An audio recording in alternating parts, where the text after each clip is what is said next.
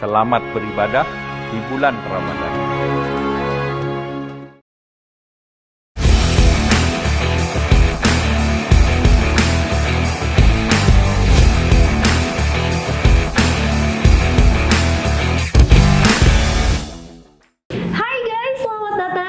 Go Esport, podcast yang bakal ngebahas seputar dunia esport bersama gue Cindy Gula. Dan hari ini kita udah kedatangan salah satu bintang tamu yang keren banget dengan karya-karyanya dan semua yang udah dikerjain oleh beliau, yaitu Kak Wafat Ramdhani. Dan ini dia. Halo Kak. Halo Cigu. Apa kabar? Baik, apa kabar? Kabar baik juga. Gimana puasanya lancar? Lancar, alhamdulillah ya. So far So far so good. Podcastnya sore-sore menjelang maghrib ya kan. Jadi biar semangat Kak, soalnya kan deket-deket mau buka nih ya, jadi excited gitu. Oke, aku boleh nanya-nanya dikit nggak nih Kak, kesibukannya tuh sekarang apa? Jadi sekarang saya sedang membangun startups di Indonesia. Ada Upbanks yang memberikan pendanaan untuk konten kreator dan juga menghubungkan konten kreator dengan klien-kliennya seperti brand dan lain-lain. Kemudian saya juga sedang membangun satu startup game namanya VC Gamers. Oke. Kita intinya adalah launchpad untuk game Web3, di mana kita juga menyediakan tokennya, marketplace-nya, NFT engine-nya dan lain-lain. Dan masih terus juga aktif di Modal Rakyat, startup yang dulu saya dirikan tahun 2018. Intinya sih itu memberikan pendanaan untuk UMKM. Oke, berarti dari semua ini kakak ini concern banget sama tentang pendanaan ya, finansial untuk mensupport anak-anak muda dan juga UMKM ya berarti? Iya, betul. UMKM, oke. Anyway, aku sempat stalkerin Instagramnya Kak Wafa nih. Aku lihat kakak lagi ada project sama Raffi ya berarti ya, yang Rise Entertainment itu ya, bikin game. Betul. Boleh ceritain dikit nggak sih Kak? Kok keren banget bisa bikin game metaverse itu? Wow, not easy. Benar. Jadi kalau saya kenal sama Raffi udah dari waktu saya kerja di YouTube. Waktu itu Raffi baru pertama kali mulai YouTube channelnya. Pertemanan kita kemudian kerjasama berlanjut lah sampai saya sudah keluar dari Google dan YouTube juga. Terakhir ya kita diskusi bagaimana kita bisa membuat metaverse world seperti yang ada kita lihat di level global, kan ada Decentraland dan Sandbox ya. Tapi kita akan membuatnya kali ini based on IP-nya Raffi gitu. Jadi ya Raffi, Mbak Nagita, Rafathar dan Rahyansa, rumah Andaranya, kemudian klub bolanya, Rans Cilegon FC dan lain-lain. Jadi kita akan membuat dunia metaverse yang memang based around IP-nya Rans. Dan sebenarnya ini kerjasama dengan berbagai pihak. Jadi startup saya yang game tadi, VC Gamers, itu menyediakan infrastruktur gamingnya. Jadi tokennya, walletnya, tokenomics-nya, NFT engine-nya dan lain-lain. Dan kita juga menggandeng developer metaverse lokal namanya Shita VR untuk mengembangkan ini. Wow, berarti ini bakal jadi keren banget. Dan ini masih ongoing berarti ya? Masih development, iya. Kita baru launch private sale tanah-tanahnya. Dan berarti ini untuk belinya pakai yang koin itu berarti? Betul, pakai token VCG. VCG, dan ini tokennya baru ya? Aku lihat-lihat baru launching banget di ini ya? Sekitar kita launching di PancakeSwap dulu kan, global. Jadi kita global dulu itu bulan Januari. Listing di Indodax sudah sebulan alhamdulillah kira-kira. Dan next kita juga akan listing di toko kripto dan exchange lokal lainnya juga. Oke, berarti koin VC gaming ya berarti? VCG. VCG ini koin game pertama nggak sih Pak? Atau di Indonesia mungkin pertama? Kayaknya pertama ya. Iya, aku belum pernah lihat ada koin game. Kayaknya pertama. Dan kita juga sebenarnya udah punya utility case-nya jalan sebelum tokennya muncul. Jadi VC Gamers sebagai perusahaan itu udah jalan dari pertengahan tahun lalu. Waktu saya masih kerja di Google, terus kemudian kita launch produknya, 7 bulan kemudian, bulan Januari kemarin, baru kita launch tokennya. Gitu. Progresnya cepat ya? Lumayan, fast moving. Web3, kita di Web3 kan harus cepat kan. Beda lah sama Web2, karena kan waktu di YouTube pengalamannya Web2 banget gitu. Di Google juga Web2 banget. Pace-nya di dunia Web3 sangat-sangat cepat sih. Oke. Aku juga sempat lihat kan kakak juga bikin salah satu yang kayak P2P juga ya kalau nggak Iya, salah. modal rakyat. Modal rakyat. Berarti concernnya kan awalnya tuh lebih ke financial freedom berarti ya, atau financial free gitu ya, bentuk UMKM. Nah, boleh tahu nggak reason awal kenapa akhirnya terjun ke dunia game? Oh, Oke, kalau game sih sebenarnya saya dari dulu suka main game, itu satu. Dari SD lah sampai sekarang juga nggak berhenti main game. Tadi malam juga baru main game kayaknya 4 jam gitu sama temen. Jarang-jarang tuh bisa main selama itu. Sekarang kan soalnya kan sibuk banget. Ya intinya saya suka banget main game. Tapi terus kebetulan awal berkarir itu memang di industri keuangan. Jadi lulus kuliah 2012, awal berkarir itu di dunia perbankan investasi dan perbankan korporasi.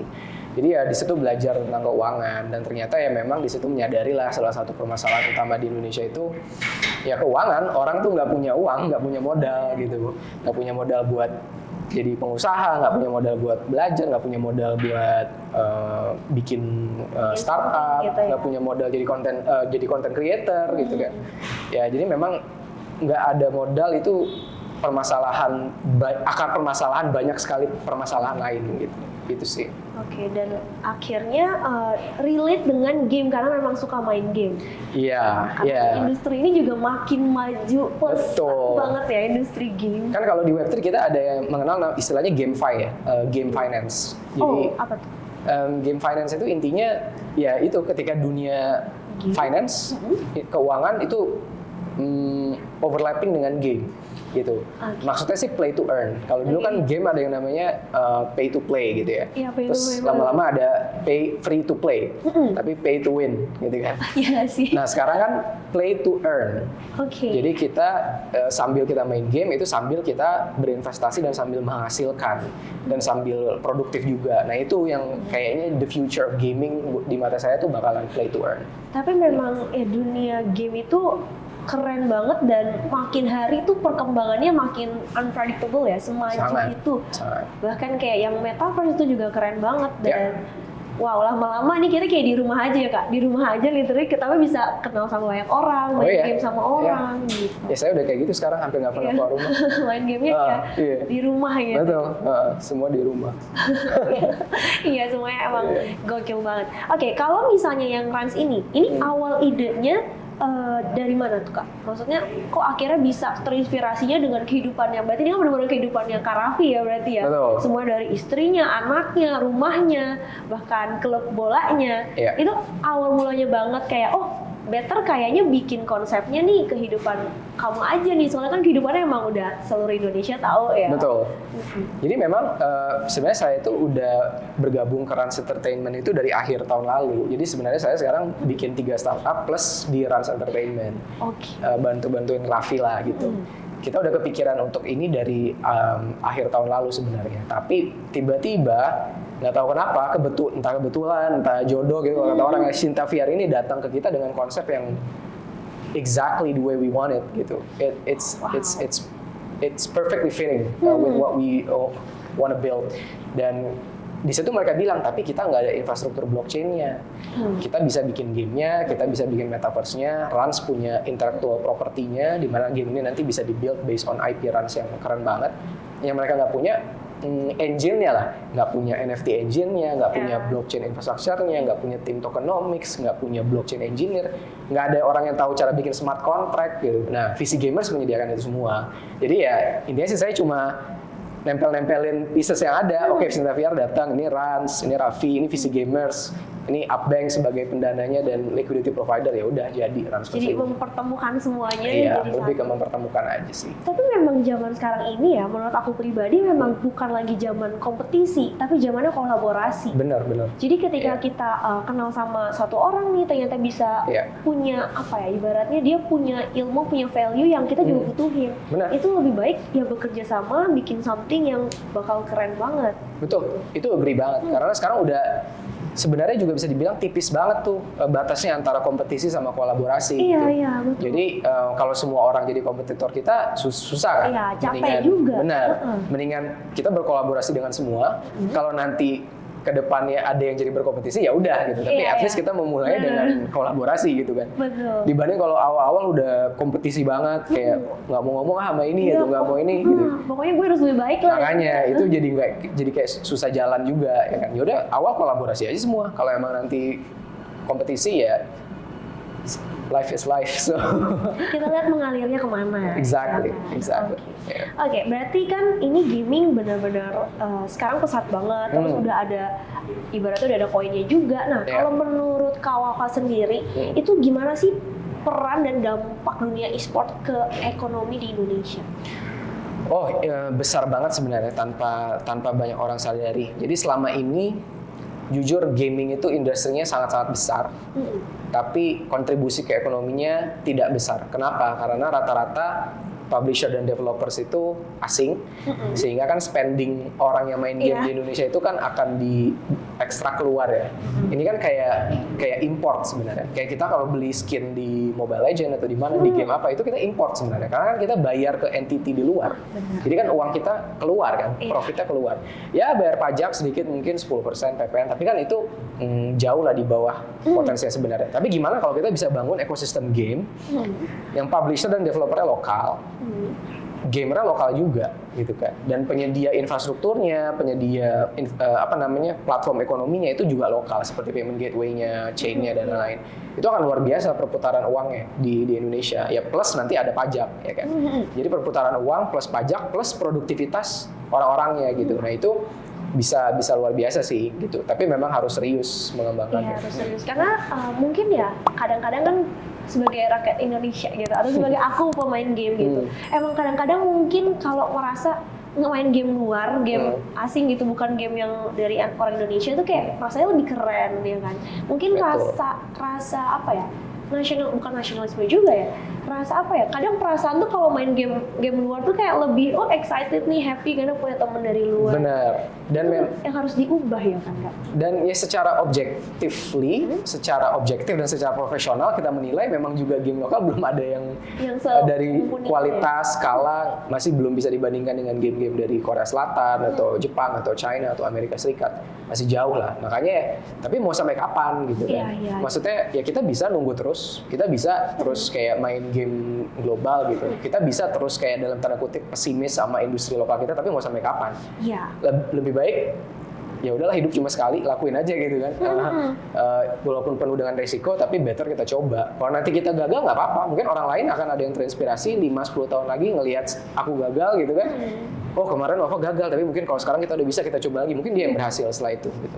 It's okay.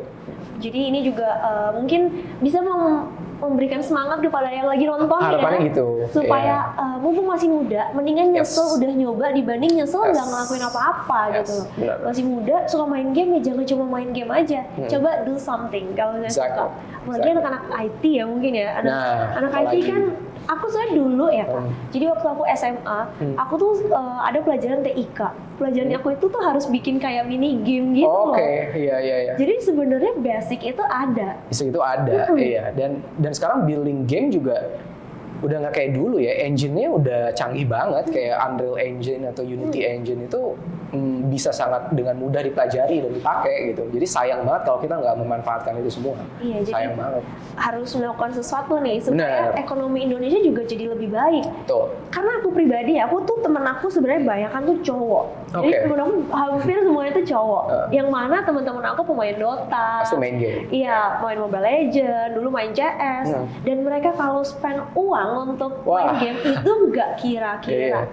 Nggak dihitung. Bener, aku sampai waktu itu kan main bareng gitu ya, dulu mah ke warnet gitu ya Kak. Ke warnet, temen aku beli pistol buat main game gitu, beli senjata, beli pisau segala macam, itu bisa habis jutaan. Bahkan katanya kalau disimpan nih ya, terus dijual sekarang harganya ada yang beli 3 juta sekarang karena barangnya nggak ada, itu 20 juta. Terus ada yang 70 juta, itu padahal cuma pisau main game doang.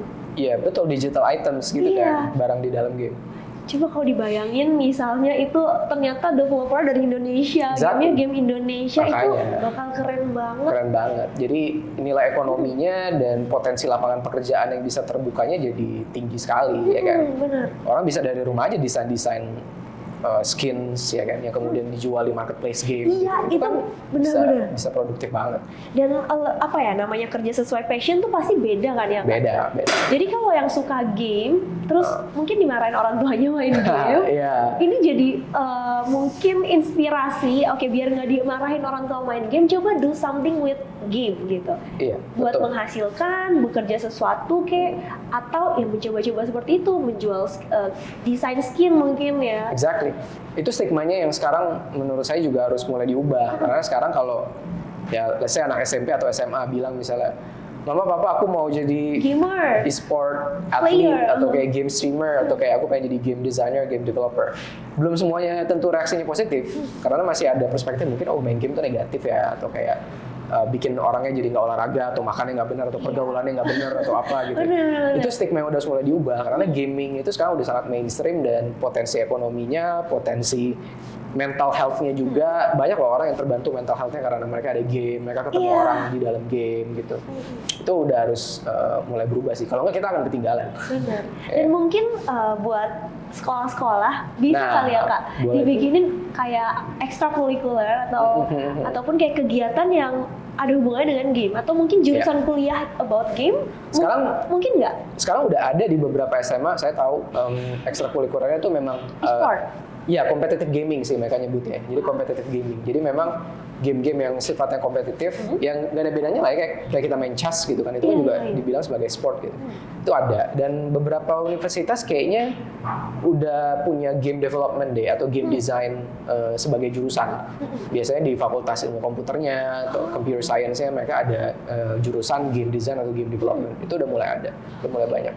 Berarti memang sudah mulai meskipun slow tapi slow but sure ya Kak? Sudah mulai slow but sure, tapi ya Web3 ini mengubah semuanya karena tiba-tiba semua orang jadi terbuka matanya kan. Iya, benar. Emang harus lihat Apa dulu. sih ini gitu. Jadi emang harus dikagetin dulu. Iya, gitu. dikagetin dengan kemajuan ini. Makanya kayak Gozali kemarin kan tiba-tiba Iya. selfie terus NFT miliaran. Langsung, Itu kan orang shock. Benar, Gitu. langsung ngikutin. Benar. Sama kayak shocknya dulu 2007 tuh channel Keong Sinta Jojo. Iya. Nge-cover lagu Keong Racun. Iya. Gak tau deh kamu kayaknya waktu itu belum. Aku ngikutin, gak tahu. Ingat ya?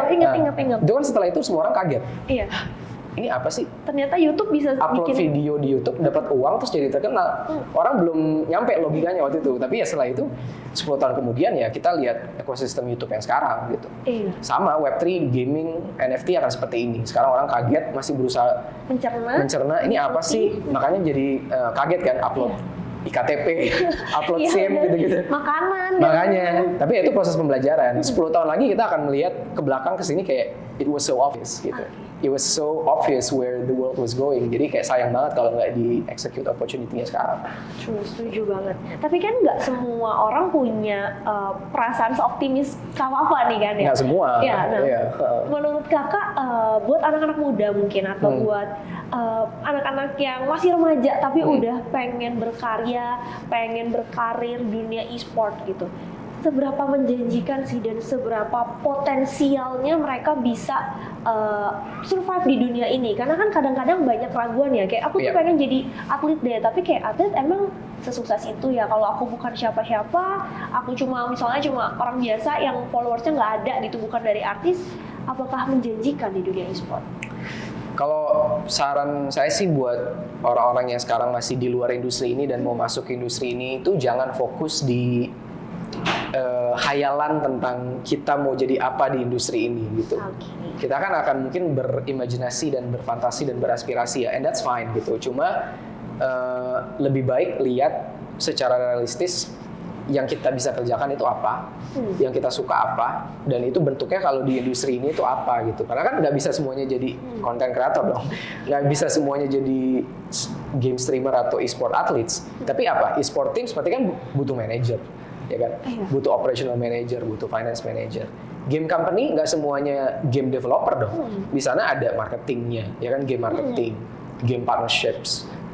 Bahkan game economics itu sekarang harus dipikirin gitu.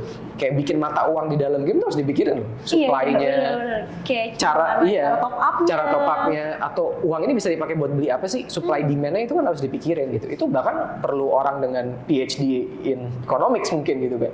Jadi menurut saya lebih lihat jangan berimajinasi atau berfantasi idealnya saya mau jadi apa di industri game, tapi lebih ke apa yang kita bisa kerjakan sekarang dan value add apa yang kita bisa add di industri itu gitu. Karena sebenarnya industri game itu luas banget.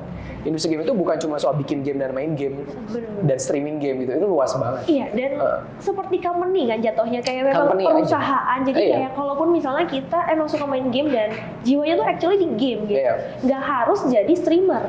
Nggak Karena harus. kalau semuanya di streamer, nanti siapa yang nonton? Makanya. Siapa yang bantuin Makanya. secara IT-nya, Betul. internetnya dan segala macam. Streamer kan juga butuh software, ya kan? Streaming pasti kamu pakai apa? Misalnya pakai OBS Yes. atau pakai Nvidia GeForce gitu kalau aku atau nanti bikin platform kayak Twitch. Berarti kan apa ya, infrastrukturnya tuh banyak banget yang diperluin. Betul. Dan orang yang ngerjain itu puluhan ribu gitu, bukan Iya. bukan cuma segelintir gitu. Jadi jangan ngelihat atasnya doang nih yang kelihatan, influencer, streamer, atlet, tapi banyak banget infrastruktur industri di bawahnya yang juga tercipta lapangan kerja di sana dan punya economic value. Iya, jadi dunia game dan industri gaming itu nggak hanya sekedar jadi Jauh e-sportnya lebih aja, luas. pemainnya aja, Iya. ataupun jadi streamer. Itu Iya. banyak banget, luas banget. So, kalau ada kesempatan kayaknya harus banget untuk terjun di For dunia. sure. Apalagi kalau memang suka dan passionate tentang game.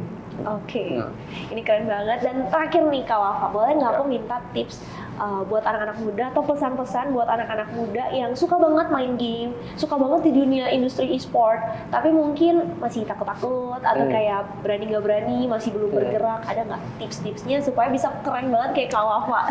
Gitu. Ya, satu sabar. Jadi jangan ngerasa semuanya harus terjadi secara instan.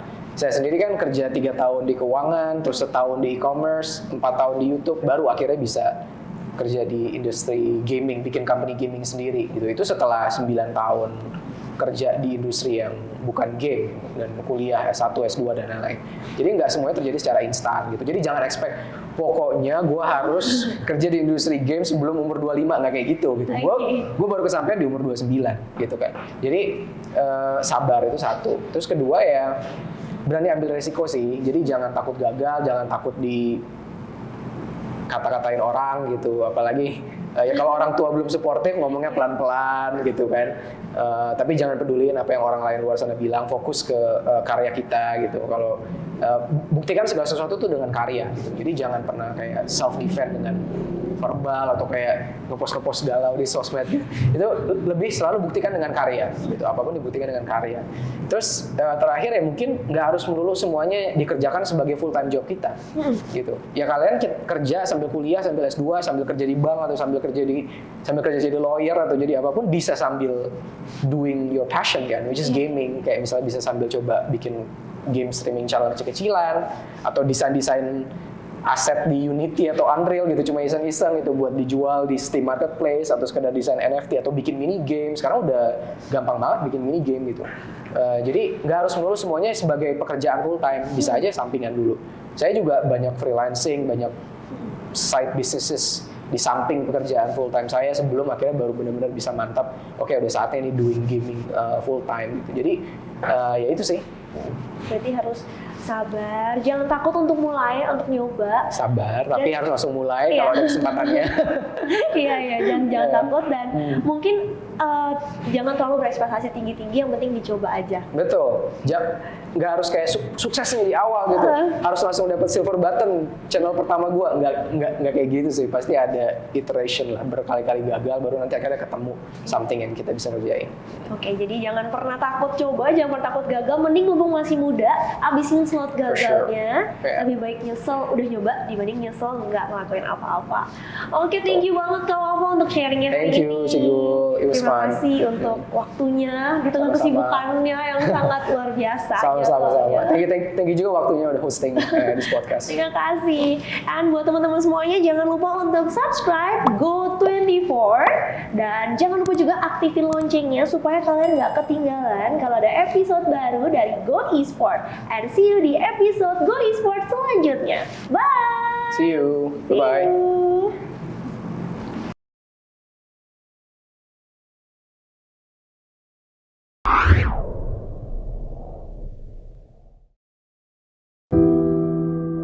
Liatin tuh, banyak banget lagi. Pasti buat ditimbun deh.